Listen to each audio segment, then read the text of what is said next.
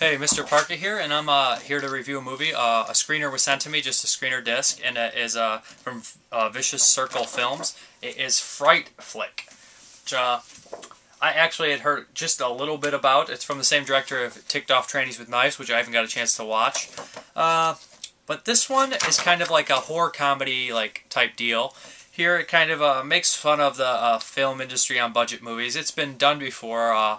I know there's one called Splatter, a movie, and a Brutal Massacre, a comedy. There's a lot out there like this. This one's a bit different, as they all are. This one, of course, starts off like within a movie. You can tell the scene is a movie with a gratuitous nudity and silliness, and of course, cheap gore, cheap death. This movie kind of praises itself. Not itself, it doesn't praise itself, but it's being praised for being really gory. And there's a lot of blood, a lot of the deaths. A couple are cool, a lot are just kind of your typical splatter, my throat gets slit and blood splatters everywhere type deal.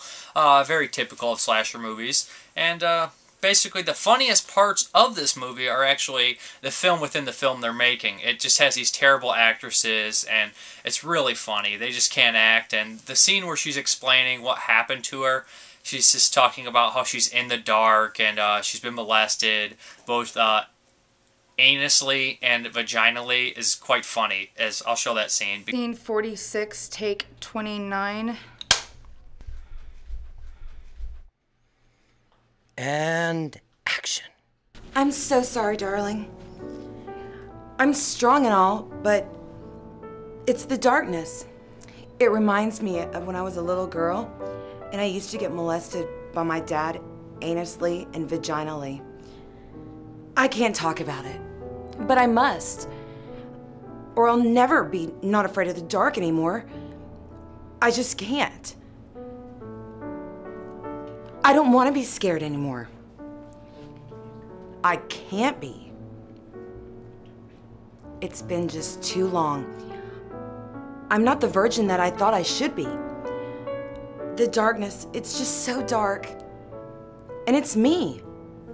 Not my dad, me. The monster is me. Now, is he gonna kill me? In the darkness? Because it's me? And we're one? And cut. Oh, that was beautiful. I was moved. What do you think? She's a slut that can't act. That's what I think. Angela. I'm sorry. What take was that, Brock? 29. And she said it exactly the same way each time. Because it's just hilarious, while the other actors on look either kind of like sucking up liking her or being appalled by her because they want her role and they're better than her. So it's kind of like everyone on the set hates each other, and of course real killings start happening that stem from a murder that happened 2 years ago. So pretty much you get a whole bunch of quirky characters, a lot of weird sexuality here. There's people, all sorts of sexual orientations on here. The director is bisexual and weird. He kind of looks like Penn, but the gay, creepy version, I guess you'd say. Even though Penn's kind of strange himself from Penn and Teller. But that's what the guy's reminding me of. And all sorts of things here. You get a comic duo of kind of like Scruffy from Futurama, and like this other guy has the voice of Pete White, but he's really like feminine and creepy. And yeah, that's kind of like the comic duo here. You have comic relief, and people start getting picked off, and you're not really sure who the killer is, and you know, it has a lot of similarities to Friday the 13th, kind of a homage shot at the end with a spoiler slightly, a decapitation. You guys know the Friday the 13th scene. And of course, the first kill, not the first kill generally, but the first kill after the 2-year murder, is by a point of view shot, very similar to Friday the 13th, the original. And obviously, this is a slasher movie that's kind of making a slasher within a slasher movie, but, you know, it kind of parodies other things. Not necessarily parodies, but plays its homage to slasher films. It is called Fright Flick. It is kind of a horror movie that knows it's a horror movie, that knows it's making a horror movie within a horror movie. I don't know if that made any sense, but if you watch it, you get it. It's your type of your horror comedy, that making movie type deal. And it was alright. I did have a couple problems with it. Some of the acting is shaky at bits, some's pretty decent. There's a lot of characters, and almost everyone who appears on film pretty much dies. So the kill count is very high. There's a couple good laughs. Not the greatest thing I've ever seen, but I did enjoy it. I thought I caught myself laughing a couple times very loud. And most of the stuff, like I said, was stuff that was in the movie they were making. They actually cracked me up. So these people know that sometimes directors just think they're geniuses and they make the crappiest crap ever. And it was funny.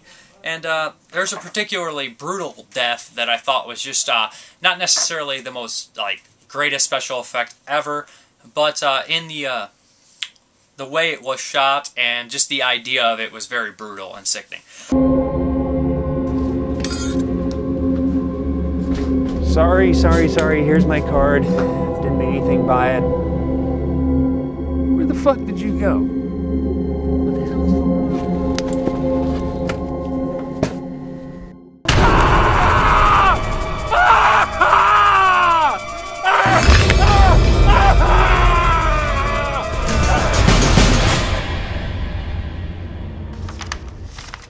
But all around, there was no features on the screener disc, so I can't comment on those. But yeah, if you like kind of the horror movies, about making horror movies with the slasher on the set type deal, then you should probably check this one out.